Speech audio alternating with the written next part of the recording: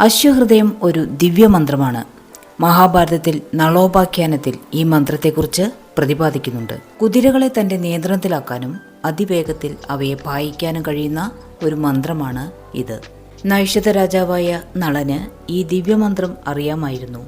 നളനെ നഷ്ടപ്പെട്ട വിദർഭ രാജകുമാരി ദമയന്തി ഋതുപർണ രാജ്യത്ത് നളൻ താമസിക്കുന്നുവെന്ന് തോന്നിയതിനാൽ അദ്ദേഹത്തെ തിരിച്ചു കിട്ടുവാൻ ഋതുപർണനോട് ഒരു ദിവസം കൊണ്ട് വിദർഭയിലെത്താൻ പറയുന്നു. നളന് അശ്വഹൃദയ മന്ത്രം അറിവുണ്ടായിരുന്നുവെന്ന് ദമയന്തി മനസ്സിലാക്കിയതുകൊണ്ടാണ് ഈ അഭ്യർത്ഥന നടത്തിയത്.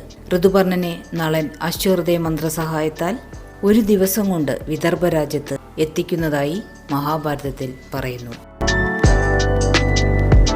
ഭാരതീയ പുരാണങ്ങളിലും ഇതിഹാസങ്ങളിലും പരാമർശിക്കുന്ന ഒരു ദിവ്യമന്ത്രം അഥവാ രഹസ്യവിദ്യയാണ് അക്ഷഹൃദയം. ചൂതുകളിയിൽ വൈദഗ്ധ്യം നേടാൻ സഹായിക്കാനും ഒരു വൃക്ഷത്തിൽ എത്ര ഇല, എത്ര പൂവ്, എത്ര കായ മുതലായവ ഉണ്ടെന്ന് എണ്ണാതെ കൃത്യമായി പറയാൻ കഴിയുന്ന മന്ത്രമാണ് അക്ഷഹൃദയ മന്ത്രം. ചൂതുകളിയുടെ നിഗൂഢ രഹസ്യങ്ങൾ ഈ മന്ത്രവിദ്യ കൊണ്ട് അനായാസം മനസ്സിലാക്കിയ നളൻ തന്റെ രാജ്യം ശത്രുക്കളുടെ കയ്യിൽ നിന്ന് തിരിച്ചുപിടിച്ചു.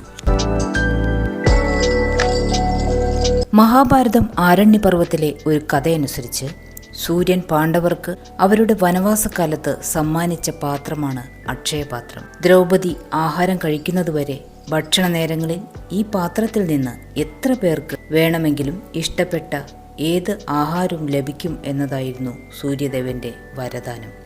ആഹാരം ക്ഷയിക്കാത്ത പാത്രം എന്ന അർത്ഥത്തിൽ ആ പാത്രത്തിന് അക്ഷയപാത്രം എന്ന പേര് കിട്ടി. മഹാഭാരതത്തിലെ ചക്രവ്യൂഹം എന്നത് ഒരു പ്രത്യേക സൈനിക രൂപീകരണമാണ്.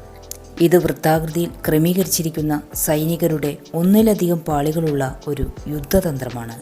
ശത്രുക്കൾക്ക് ഇതിനുള്ളിൽ പ്രവേശിക്കാൻ എളുപ്പമാണെങ്കിലും പുറത്തു വരാൻ വളരെ പ്രയാസമാണ്. ഇത് യുദ്ധക്കളത്തിൽ ശത്രുവിനെ ആശയക്കുഴപ്പത്തിലാക്കാനും കുടുക്കാനും ഉപയോഗിക്കുന്നു.